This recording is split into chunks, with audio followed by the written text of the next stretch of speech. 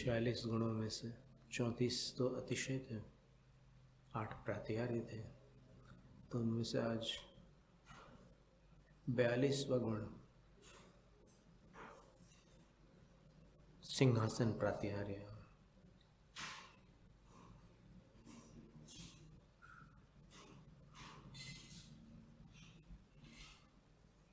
स्फुरितांशुरत्नदीदिति परिविच्छुरितामरेन्द्र चापच्छाया ध्रियते मृगेन्द्रवर्यैः स्फटिकशिलाघटितसिंहविष्टरमतुलम्।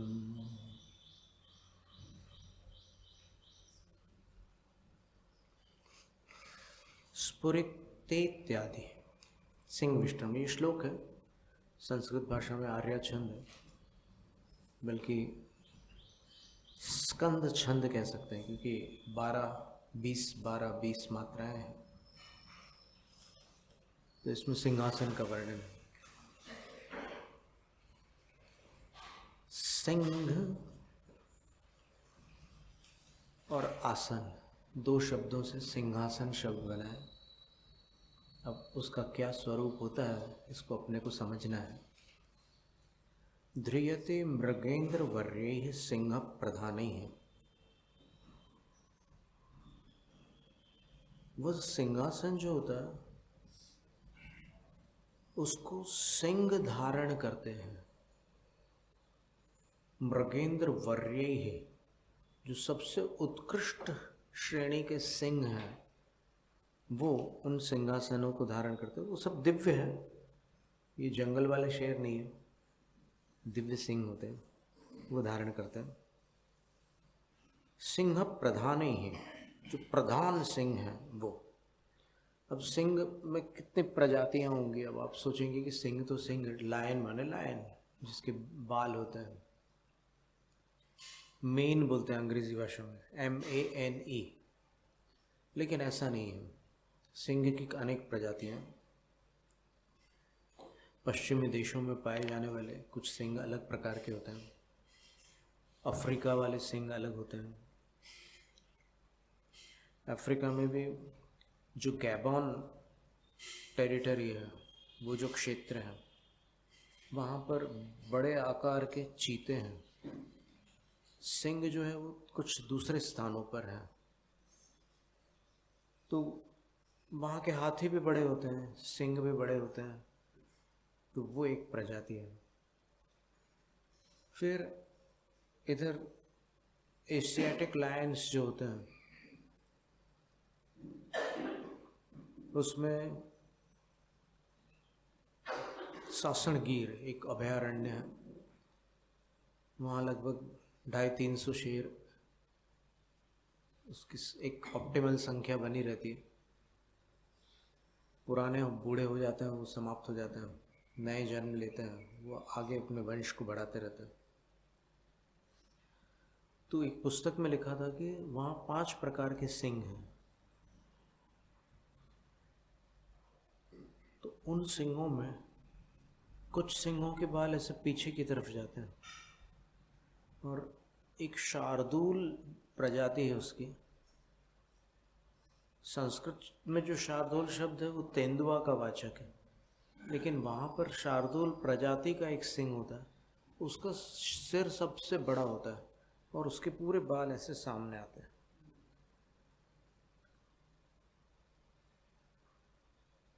और प्रकृति में भी थोड़ा सा अंतर होता है, बाकी सिंहों से अलग प्रकृति होती है उसकी। और फिर एक केसरी है, एक सावज है, एक पंकज है, एक बटुक है। बटुक छोटी साइज का सिंह होता है। एक क्षुल्लक महाराज को वहाँ पर उन्होंने पकड़ लिया था, एक सिंह ने।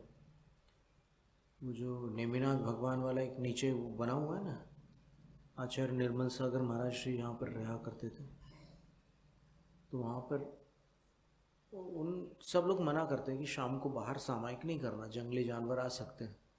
अब उनको पता नहीं था, वो बैठ गए वहाँ शाम को बाहर, और फिर एकदम वो देखते हैं कि मेरे पास कोई बड़ा सा कुत्ता खड़ा है, ऐसा उनको लगा। फिर जब उसकी आँख देखी तो आँख थोड़ा अंधेरा सा हो रहा था, तो आंखें कुत्ते जैसी नहीं लगी उनको। फिर तत्काल समझ में आ गया कि ये तो शेर है।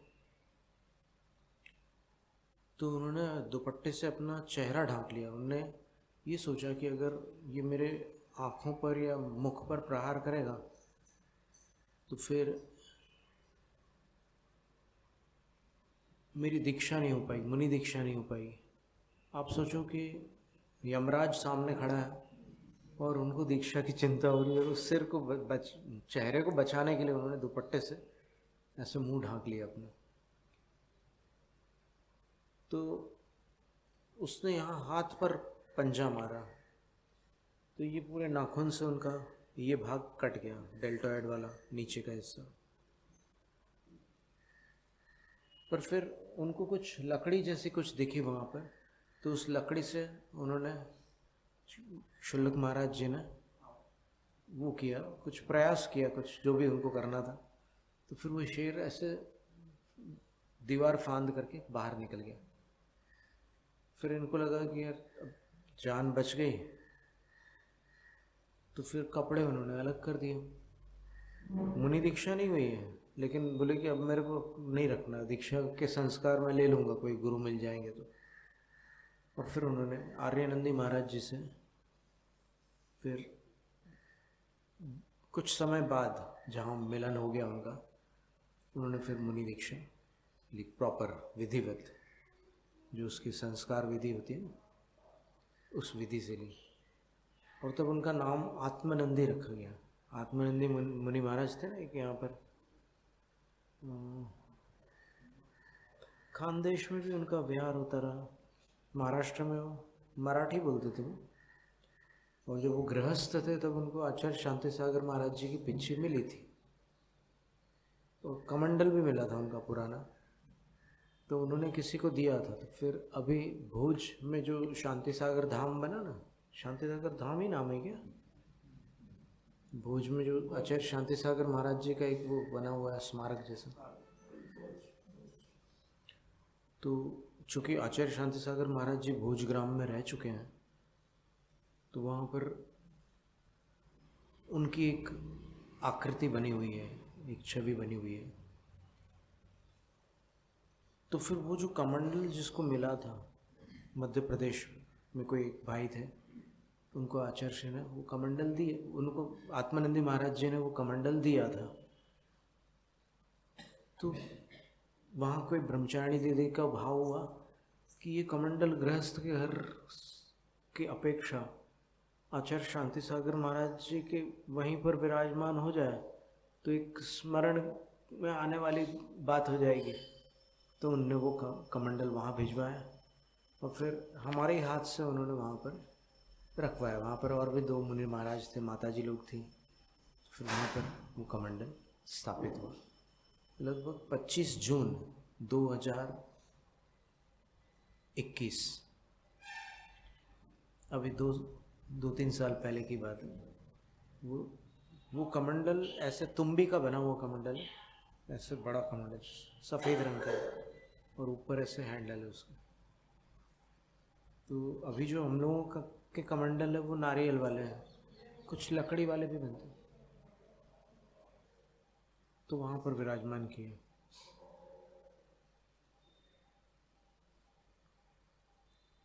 सिंह की चर्चा चलते चलते बटुक सिंह की बात आई, जिसने उन पर उपसर्ग किया था मुनि महाराज।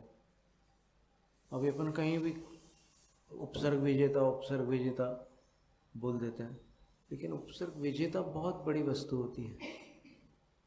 वो जिनको शेर ने पकड़ा था वो भी उपसर्ग विजेता नहीं मानते अपने आप को। अब तो खैर उनकी संलिग्न हो गई।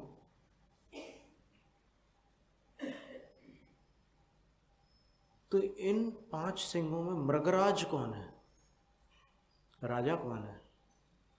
5 तो राजा नहीं हो सकते, जंगल एक है, रहते 5 हैं। तो मृगेंद्र जो है, मृगराज, वहाँ जो जानकार लोग हैं वो बताते हैं कि वो एक विशेष प्रकार का सिंह होता है। उसके गर्दन पर बिल्कुल केसर की पत्ती जैसे केसरिया बाल होते हैं। उसको केसरी सिंह बोलते हैं। वो मृगराज होता है। क्योंकि जब वो गर्जना करता है तो जंगल के मदमत्त हाथियों का मद झरना बंद हो जाता है। हाथी जब मस्ती में आता है तब मद झराता है। आपने कभी देखा हो, पता नहीं। ये हाथी के आँख के पीछे वाले भाग से ये मद झरता है और उस समय सब बाकी हाथी जो है उसके पास से दूर हट जाते हैं, क्योंकि ये मदमत्त हाथी अपने मद में किसी को भी नुकसान पहुंचा सकता है। वो दीवारें गिरा देता है, कभी जंजीरें तोड़ देता है, कभी किसी की हानि कर देता है। मदमत्त हाथी इसको कहते हैं। तो जब केसरी सिंह गर्जना करता है तो अब कई बार किसी प्राणी संग्रहालय में भी आपको केसरी सिंह मिल सकता है देखने। जब वो गरजता है, अगर कोई उसके पिंजरे के पास में खड़ा हो तो उसको पैरों में, जैसे डीजे की आवाज आती है ना, वैसे उसके पैरों में उस शेर की गर्जना के स्पंदन उसको स्पष्ट महसूस होते हैं। और उसकी जो ध्वनि है 6 से 8 किलोमीटर तक सुनाई देती है। इतनी भयानक गर्जना गर्जना करता है वो केसरी सिंह। वैसी गर्जना कोई दूसरा सिंह नहीं कर सकता। सिंह गर्जना करते हैं सारे के सारे, वो गरजते हैं और फिर शुरू में थोड़ा सा गैप देते हैं और लास्ट में थोड़ा वेग से गरजते हैं। आपने कभी सुनी हो तो पता नहीं, जैसे चालू होते हैं ऐसे करके चालू करते हैं, फिर ऐसा लगता है कि जैसे अंगड़ाई ले रहा हो कोई, लेकिन फिर जब गर्जना करते हैं तो सारे प्राणी एकदम सन्नाटा हो जाता है जंगल में। ये हमने स्वयं कभी इसका अनुभव किया हुआ है। नैनागिरी के जंगल में एक सिंह था, थोड़ा वृद्ध हो गया था वो इधर तालाब में पानी पीने आता था रात के समय 8 बजे के बाद। ये सभी प्राणियों का ऐसा रहता है, जो जंगली रात में घूमने वाले जो प्राणी होते हैं वो 8 बजे के बाद आकर के जलाशय से पानी पीते हैं। तो उसकी गर्जना अष्टमी को हम लोगों ने सुनी थी। 3 साधु थे हम लोग, एक मुनि स्वभाव सागर महर्षि थे और एक एलक जी और थे प्रशम सागर महर्षि। तो इतनी भयानक गर्जना थी उसकी, पर केसरी सिंह जैसी नहीं थी, उससे कमज़ोर थी, पर वो गरज रहा था। वो है, उसकी प्रकृति है। तो केसरी सिंह जब गरजता है तो फिर हाथियों का मद उतर जाता है, मदमत हाथी एकदम शांत हो जाता है। कुछ ऐसे प्रकृति के भी नियम हैं जिसका सारे प्राणी पालन करते हैं मनुष्य को छोड़कर। प्रकृति के नियम सब प्राणी पालते हैं। तो यहाँ पर उसका वर्णन है। वो जो भगवान का सिंहासन है उसको धारण करने वाले वो केसरी सिंह, केसरी सिंहों के ऊपर वो सिंहासन, और वो दिव्य होते हैं। वो ऐसे त्रियंच गति वाले नहीं होते, क्योंकि अब जब तक समोसन लगा हुआ है तब तक वो त्रियंच गति वाले सिंह कैसे सिंहासन को धारण कर पाएंगे। और धारण कर भी लेंगे तो फिर सिंहासन तो भारी होगा ना। ठीक है, भगवान के प्रभाव से वहाँ किसी को कष्ट नहीं हो सकता, पर तो भी वो सारी व्यवस्थाएं दिव्य हैं। और 5000 धनुष ऊपर है भगवान भूमि से, तो वहाँ पर वो व्यवस्था रहती है, प्रातिहार्य है भगवान का। और कैसा होता है वो सिंहासन? बोलते कथम भूतम स्फुरितांशु स्फुरिता दीप्ता अंशव किरणा यस्य। प्रकाशमान किरणें होती है उस सिंहासन में। पुनरपि कथम भूतम इत्याह रत्न इत्यादि रत्नानां दीधय तयः किरणाः तैः परिविच्छुरितम। और उस सिंहासन की किरणों के साथ साथ उसमें जड़ित जो रत्न है उनकी किरणें भी वहां पर फैली हुई होती है। तै परिविच्छुरितम कुर्वरीकृतम, तो उसके कारण वो अलग अलग रंगों की किरणें एक साथ वहाँ पर व्याप्त रहती है, तो वो कुर्वरीकृत लगता है, एकदम ऐसा लगता है कि इसमें बहुत सारे रंग हैं सिंहासन में। और उसके कारण यत अमरेंद्र चापम इंद्रधनु तस्यैव छाया शोभा, ऐसे जैसे इंद्रधनुष कितना सुंदर लगता है, वैसे ही सिंहासन अपनी किरणों से और उसमें जड़ित रत्नों की किरणों के कारण अत्यंत सुंदर लगता है, इंद्रधनुष जैसा लगता है सिंहासन। इंद्रधनुष को यहाँ महाराष्ट्र में मेघधनुष बोलते हैं, या गुजरात में बोलते हैं मेघधनुष, यहाँ इंद्रधनुष ही बोलते हैं। कुछ भी बोलो, इंद्रधनुष बोलो, मेघधनुष बोलो, रेनबो बोलते हैं इंग्लिश में। और स्फटिक शिला घटितम, वो उसकी रचना कैसे हुई होती है, तो स्फटिक की शिला से, पाषाण से, तया घटितम निर्मितम, उससे वो सिंहासन निर्मित होता है। यत एवं वेदन तत एव आतुलम अनुपम, चूंकि वो इस प्रकार की संरचना वाला होता है, इसलिए वो जगत के अन्य सिंहासनों से अतुलनीय होता है। अर्थात अन्य जितने भी सिंहासन, चाहे वो इंद्र का सिंहासन हो, चक्रवर्ती का सिंहासन हो, अर्ध चक्रवर्ती का, मंडलेश्वर राजा का, किसी का भी सिंहासन क्यों ना हो, भगवान के सिंहासन के विषय में जब यहाँ वर्णन आ रहा है तो वो कह रहे हैं कि वो अतुल्य है। ये नहीं कह सकते कि वो चक्रवर्ती के सिंहासन जैसा जिनेंद्र का सिंहासन होता है, नहीं, वो जिनेंद्र का सिंहासन अतुलनीय होता है, सबसे अलग होता है, ये अभिप्राय हुआ।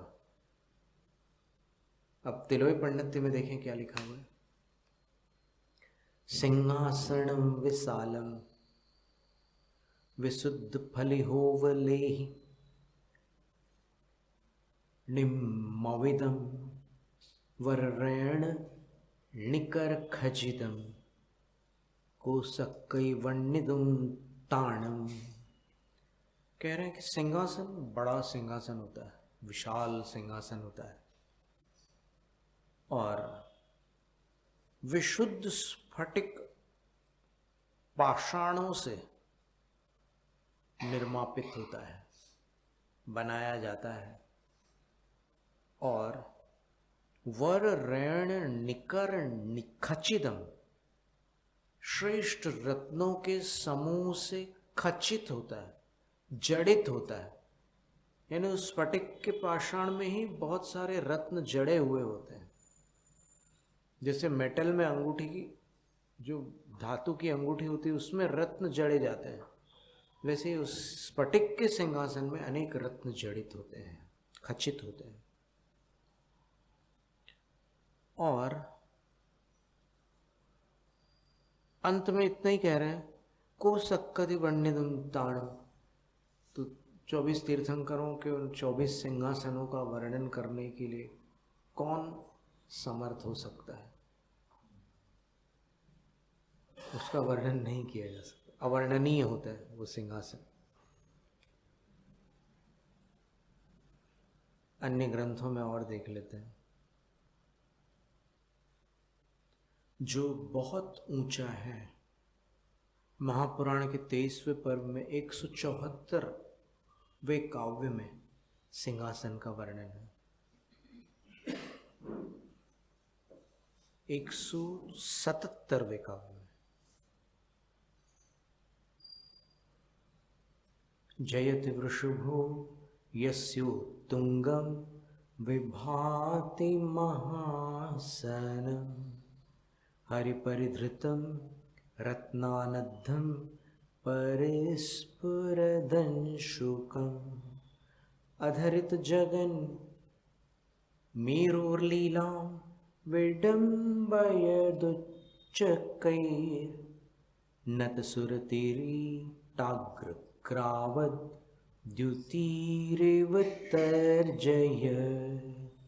हरिणी छंद।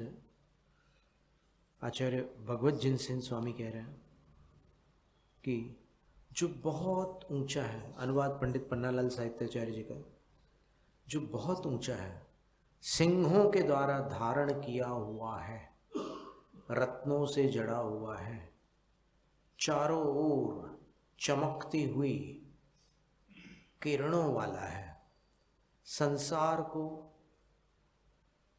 नीचा दिखला रहा है, मेरु पर्वत की शोभा को विडंबित कर रहा है। यानी मेरु पर्वत भी बहुत ऊंचा है, लेकिन भगवान के सिंहासन को देखने से लग रहा है कि मेरु पर्वत भी इसके सामने फीका पड़ जाए। और जो नमस्कार करते हुए देवों के मुकुटों के अग्रभाग पर लगे हुए रत्नों की कांति की तर्जना करता सा जान पड़ता है। ऐसा लगता है जब देव लोग नमस्कार करते भगवान को, तो सिंहासन उनके मुकुटों के रत्नों की कांति को, वो सिंहासन जो है भगवान का, वो शर्मिंदा करता है, लज्जित करता है। यानी देवों के मुकुटों के रत्न सिंहासन की कांति के सामने शर्मिंदा हो जाते हैं। ये अलंकारिक वर्णन है।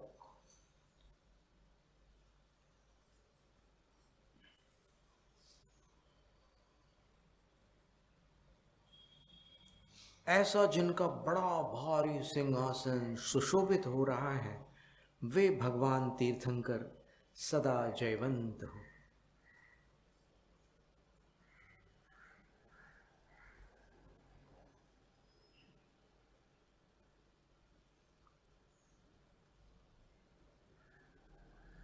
अब संयोग से सिंहासन के बाद यहाँ पर एक जो काव्य आ रहा है, 178वां जो काव्य है महापुराण के 23वें पर्व में, उसमें इस प्रश्न का समाधान है कि भगवान जिनेंद्र को समूह शरण में कोई छू सकते हैं कि नहीं।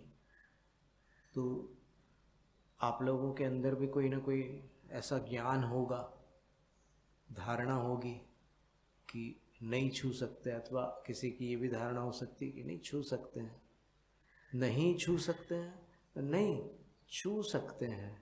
दोनों प्रकार की धारणाएं हो सकती है। तो अधिकतर लोगों की धारणा ये है कि भगवान को कोई छू नहीं सकता। कुछ कवियों ने काव्य भी लिख दिए कि गणधर इंद्र न छू सके,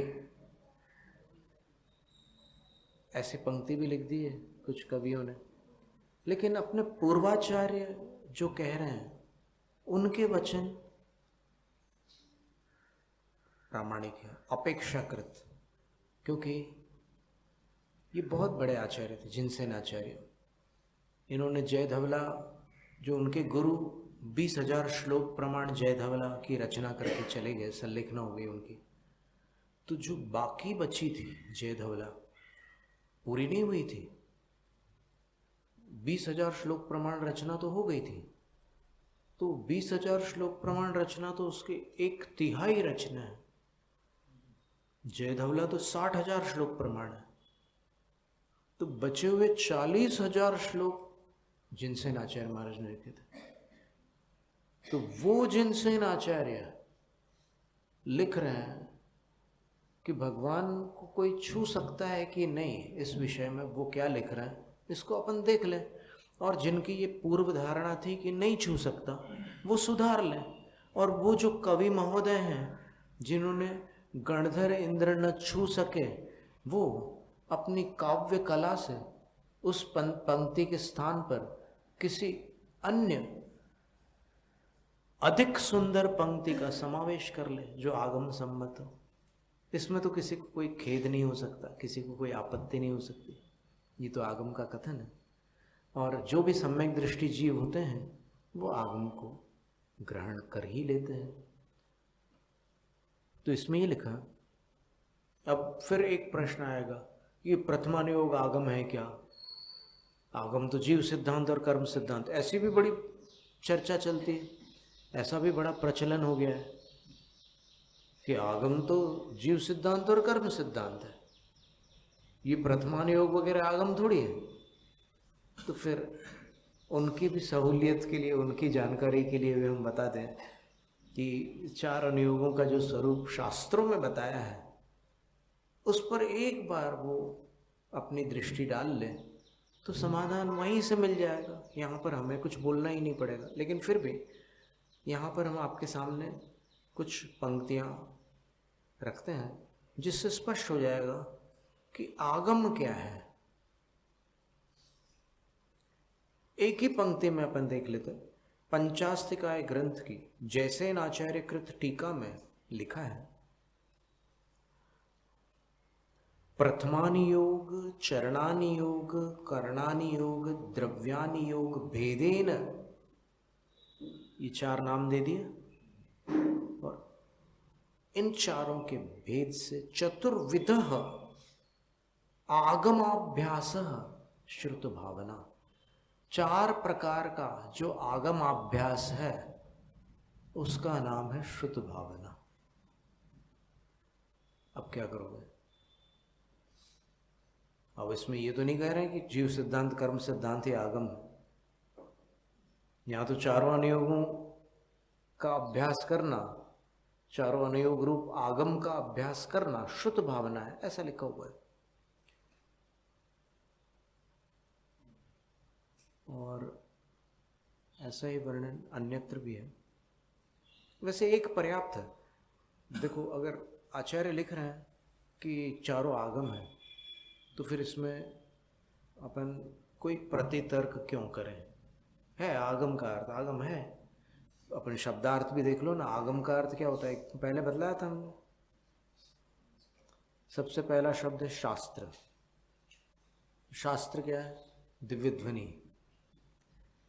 फिर उसका विषय जिसमें आता है उसको भी अपन शास्त्र बोलते हैं क्योंकि वो दिव्य ध्वनि से शास्ता शास्ति इति शास्त्रम। शास्ता भगवान है और वो जो अपनी दिव्य ध्वनि द्वारा जिन शासन को शासित करते हैं तो वो जो दिव्य ध्वनि है वो शास्त्र है। फिर उसको गणधर देव सुनते हैं, सब लोग सुनते हैं, लेकिन गणधर देव उसके बीज पदों को भी ग्रहण करते हैं और उससे 12 अंगों की रचना होती है। तो गणधर देव सुनते हैं इसलिए उसको श्रुत कहते हैं। फिर वो काव्य में उसको ग्रंथित करते हैं, ग्रंथ रूप रचना करते हैं। द्वादशांग, भगवान के दिव्य ध्वनि में तो द्वादशांग से भी अधिक विषय है, लेकिन गणधर उसको 12 अंगों में निबद्ध करते हैं तो उसको ग्रंथ कहते हैं। गणधर देवी ग्रंथियम सम्मम, सुनी होगी अपनी प्राकृत पंक्ति। अरहंत भाषियत्थम गणधर देवी ग्रंथियम सम्मम। तो गणधर देव ग्रंथ रचना करते हैं। फिर उन ग्रंथों को कई आचार्य पद्यात्मक सूत्र और गद्यात्मक सूत्रों में निबद्ध करते हैं। तो अंग बाह्य श्रुत में फिर 14 भेद होते हैं। अंग प्रविष्ट श्रुत में 12 अंग होते हैं। तो 12 अंग अंग प्रविष्ट में आते हैं और 14 जो अंग प्रविष्ट से बाहर निकाले हुए उनका ही अंगों का ही संक्षिप्त सार है, उनको अंग बाह्य श्रुत कहते हैं। तो फिर ये षटखंड आगम सूत्र, तत्वार्थ सूत्र, ध्यान सूत्र आदि कई सूत्र आज उपलब्ध हो रहे हैं। सूत्र का अर्थ क्या है? अल्पाक्षरम संदिग्धम सूत्रम सूत्र विदो विदु, जिसमें अल्प अक्षर हो और अर्थ स्पष्ट हो, विषय अधिक हो, उसको सूत्र कहते हैं। तो इसी शास्त्र, श्रुत, ग्रंथ, सूत्र और फिर एक शब्द आगम होता है। आगम का अर्थ क्या है? ये जिस तीर्थंकर है उनको बहुत समय व्यतीत हो गया, वो मोक्ष चले गए, तो अपने पास उनकी वाणी कैसे आएगी? तो श्रुत परंपरा से आएगी। उनसे गणधर सुनेंगे, गणधर से उनके शिष्य सुनेंगे, उनके शिष्य सुनेंगे, उनके उनके उनके, ऐसे सुनते सुनते गुरु मुख से सुनते हुए जो शिक्षा काल बताया, पहला काल दीक्षा काल, दूसरा काल शिक्षा काल, 12 वर्ष तक गुरु मुख से शिष्य को चारों अनुयोगों का श्रवण अनिवार्य है।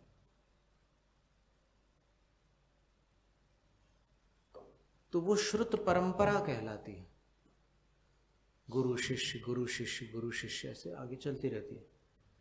और फिर जो तीर्थंकर से लेकर यहां तक आ जाता है, आगच्छति इति आगमः, उसको आगम कहते हैं। बीच में कोई चीज और जुड़ गई और वो आ गया, वो आगम नहीं है। कई लोग कुछ भी जोड़ देते ना, जैसे अभी वो पंक्ति की अपन बात कर रहे थे कि गणधर इंद्र न छू सके, तो अब इसका उत्तर देखिए कि छू सकते हैं कि नहीं। तो आचार्य कह रहे हैं,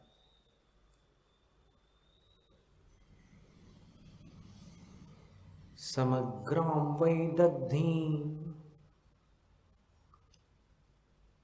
सकल शशभृन्मण्डलगतां सितच्छत्रं भाति त्रिभुवन गुरोर्यस्य विहसत् जयत्येष श्रीमान् वृषभजिनरान् निर्जित रिपुर नमद्देवेन्द्रोद्यन् मुकुटमणिघृष्टाङ्घ्रिकमलः। ये संस्कृत हुई, अब हिंदी देख लीजिए। तीनों लोकों के गुरु ऐसे जिन भगवान का सफेद छत्र पूर्ण चंद्र मंडल संबंधी समस्त शोभा की हंसी करता हुआ, यानी पूर्णिमा के चंद्रमा से भी सुंदर वो 3 छत्र होते हैं भगवान के, सुशोभित हो रहा है, जिन्होंने घाती कर्म रूपी शत्रुओं को जीता है, जिनके चरण कमल नमस्कार करते हुए इंद्रों के देदीप्यमान मुकुटों में लगे हुए मणियों से घर्षित हो रहे हैं। इसको सरल शब्दों में अपन कहें तो सीधा सीधा ये अर्थ है कि इंद्र लोग समोसरण में भगवान जिनेंद्र के चरणों पर अपने मुकुट रगड़ते हैं, घर्षित हो रहे हैं, लिखा ना। और उधर स्पष्ट लिखा है संस्कृत में, मुकुट मणि घृष्टांघ्रि कमलः। घृष्ट घर्षण को प्राप्त, घृष्ट का अर्थ घर्षण को प्राप्त।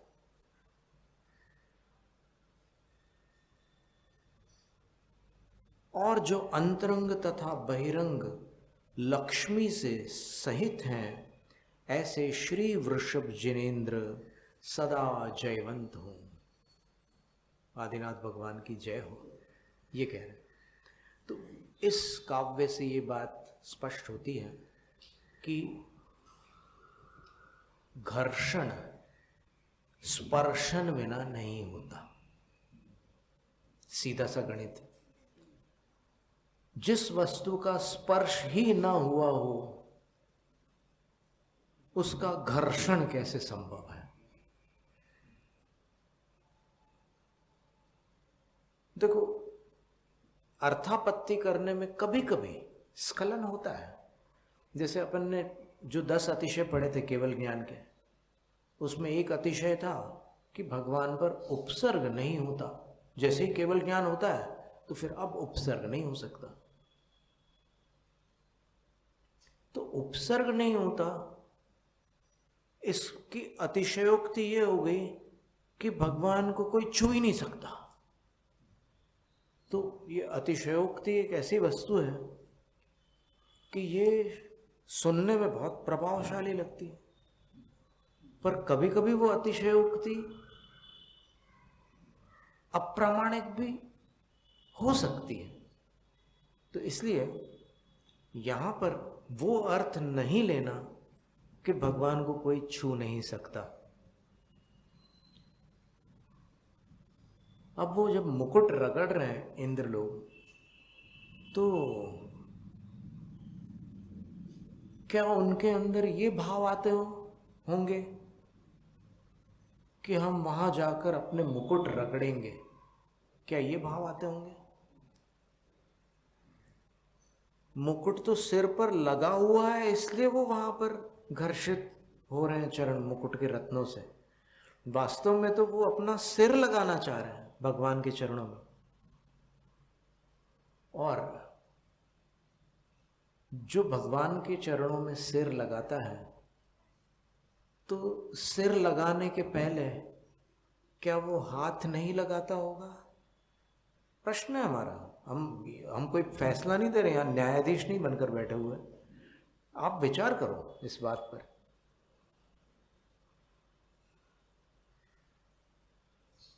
तो ये सारी क्रियाएं भक्ति पूर्वक हो रही है, और इस दौरान भगवान का स्पर्श भली भांति हो रहा है, तो इसको उपसर्ग की श्रेणी में नहीं रखा जा सकता। ये कह लो कि उपसर्ग करने वाला छू नहीं सकता, ऐसा कह लो ना। भक्त नहीं छू सकते, ये कैसे कह सकते हो? हमें स्वयं आचार्य विद्यासागर महाराज श्री ने सन 84 में एक श्लोक सुनाया था, वो अभी तक कंठस्थ है हमें। उसमें आचार्य श्री ने ये बताया था, यानी भगवान को छूने की क्या महिमा है, वो उस श्लोक में बताई थी। संभव है आचार्य श्री को भी अभी कंठस्थ हो, उनकी स्मृति भी जबरदस्त है। बल्कि हम तो अपने आप को उनकी तुलना में बहुत कम समझते हैं। उनकी स्मरण शक्ति विलक्षण है। ठीक है, हमें याद है कुछ श्लोक, वो एक अलग बात है, लेकिन गुरु तो गुरु है। तो उन्होंने श्लोक सुनाया, पद्मासन समासीन श्याम मूर्तिर दिगंबरः। ये उन्होंने अजैन ग्रंथ से सुनाया श्लोक। पद्मासन समासीन श्याम मूर्तिर दिगंबरः दर्शनात् स्पर्शनादेव कोटि यज्ञ फलप्रदः। क्या अर्थ हुआ इसका? एकदम सरल अर्थ है।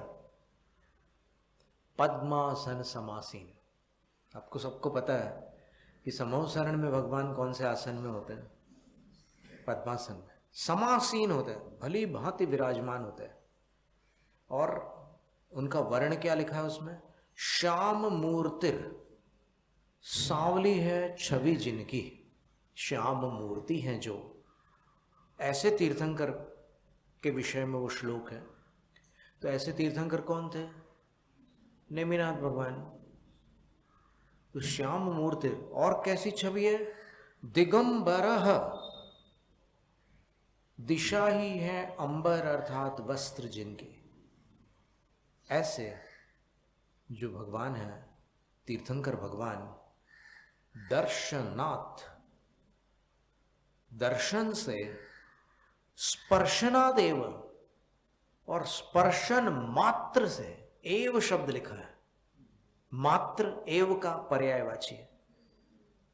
दर्शन और स्पर्शन मात्र से कोटि यज्ञ फलप्रदः, जो उनके संप्रदाय में यज्ञ किए जाते हैं, तो करोड़ों यज्ञों का फल प्रदान करने वाले जिनेंद्र भगवान हैं। और केवल दर्शन कर लो, केवल स्पर्शन कर लो, करोड़ों यज्ञों का फल प्राप्त होता है। तो आज कुछ लोगों ने थोड़ा अपनी बुद्धि को अतिरिक्त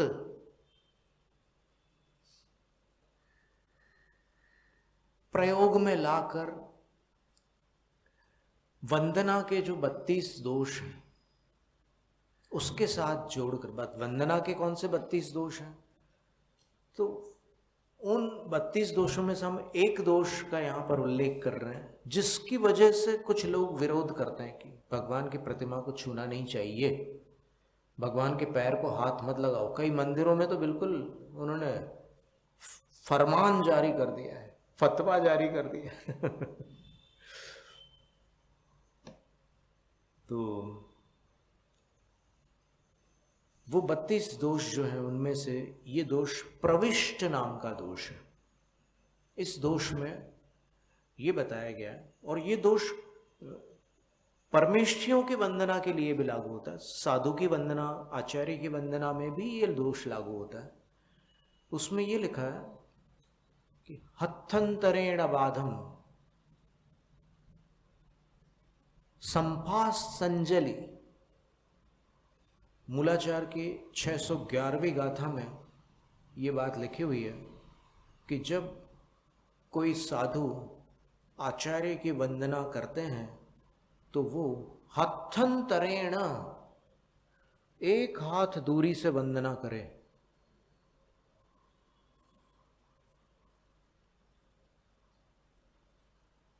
कौन? साधु। फिर आर्यिकाओं के लिए भी एक गाथा दी है मूलाचार में कि आर्यिका आचार्य से 5 हाथ दूर होकर वंदना करे, उपाध्याय से 6 हाथ दूर होकर वंदना करे, और साधु से 7 हाथ दूर बैठकर वंदना करे।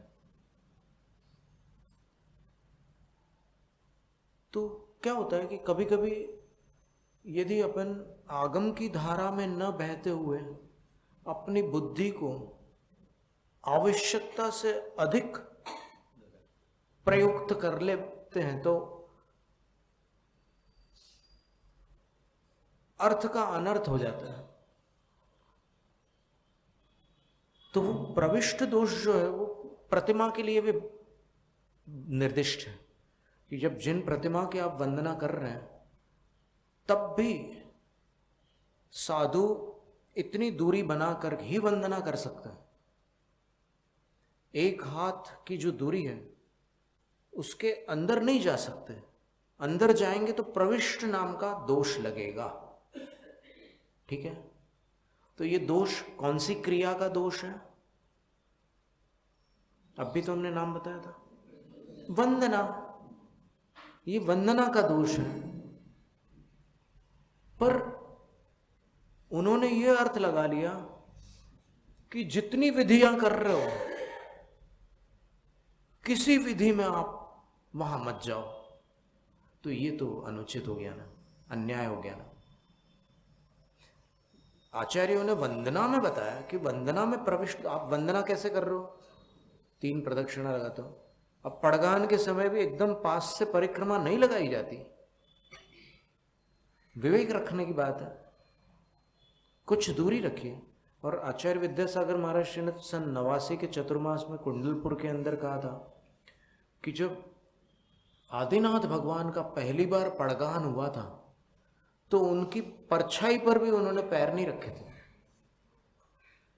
पड़गान करने वालों ने। कौन थे पड़गान करने वाले?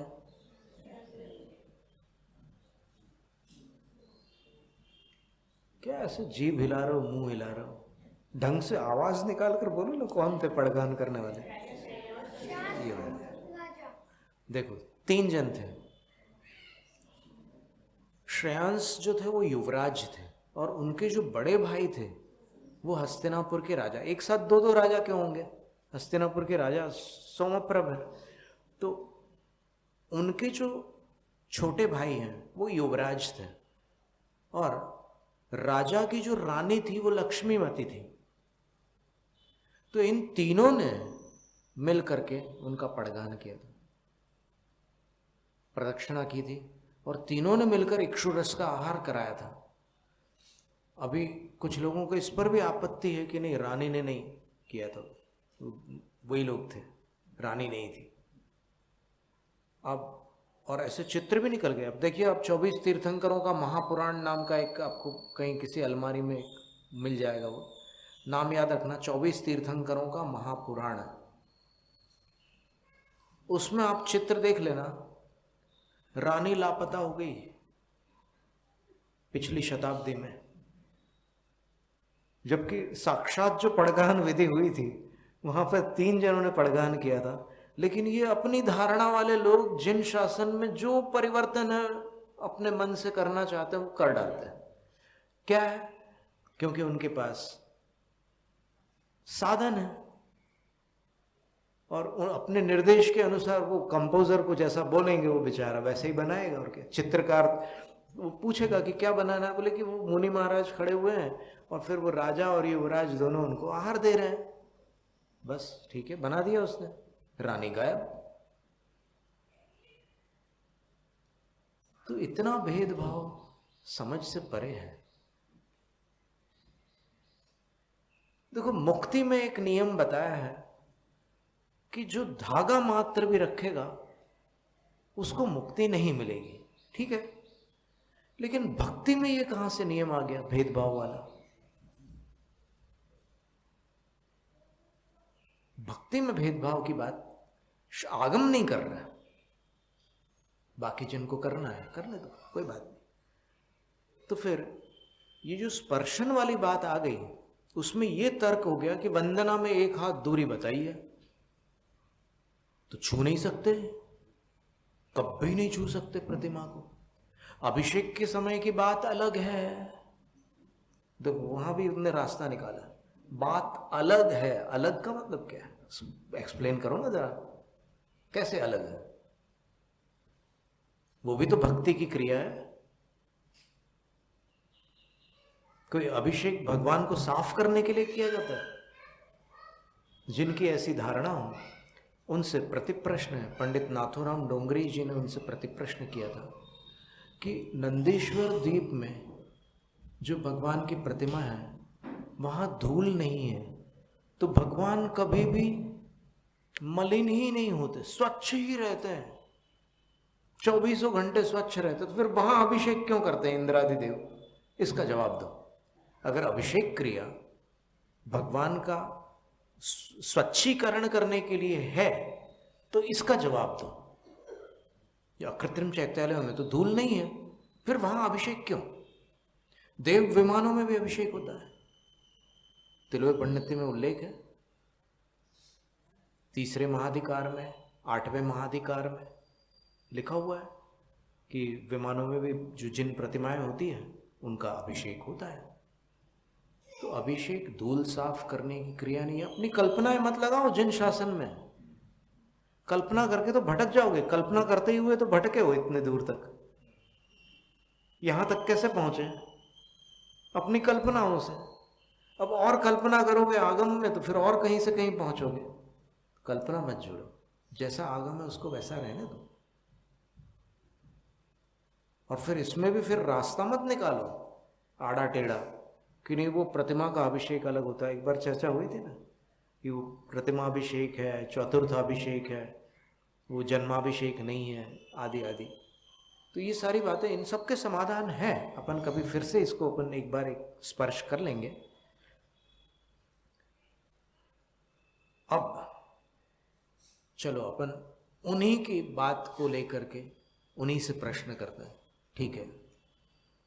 अगर प्रविष्ट दोष आता है तो प्रतिमा को नहीं छू सकते, और साधु भी गुरु की वंदना करते समय गुरु के पैर नहीं छू सकते, ठीक है।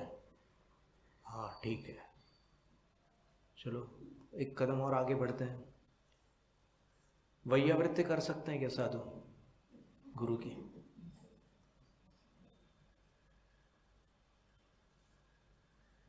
वैयावृत्ति छुए बिना कर सकते हैं या छूकर?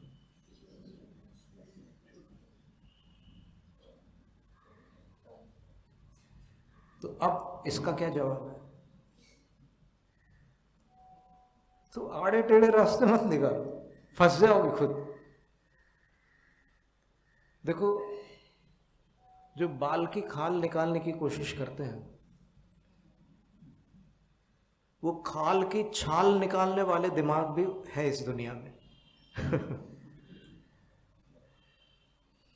ज्यादा तर्क मत करो, आगम है, जिन वाणी है, जो कहा है उसको मान्य करो। समझ में नहीं आता तो अगले भाव में पूछ लेना श्रुत केवली केवली से। अभी तैयारी तो कर लो वहां पहुंचने की।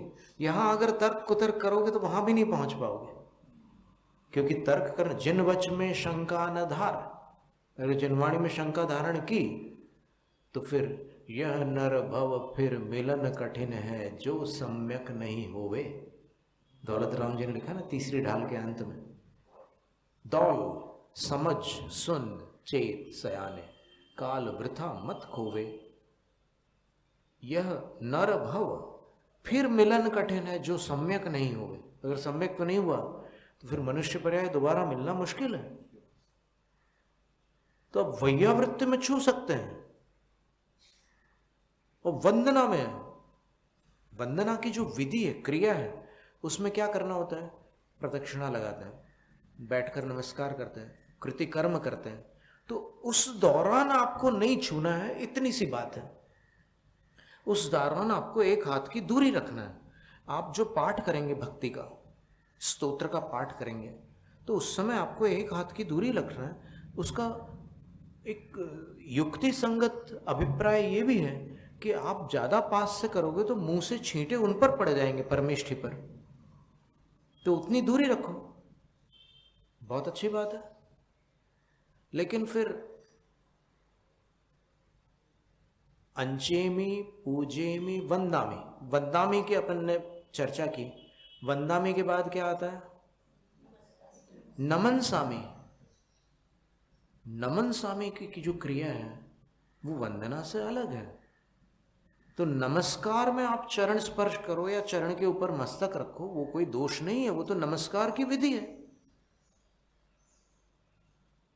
वो कोई दोष थोड़ी है। ये बात थी। तो दर्शनात् स्पर्शनात् एव कोटि यज्ञ फलप्रद। दर्शन से, स्पर्शन मात्र से ही वो नेमिनाथ भगवान की छवि करोड़ों यज्ञों का फल प्रदान करती है। कितनी सुंदर बात है। जैनम जयतु शास्त्र। थोड़ा विस्तार हो गया आज। वो घड़ी शायद पीछे है क्या? नहीं, ठीक है। इसमें 9:24 हो गए,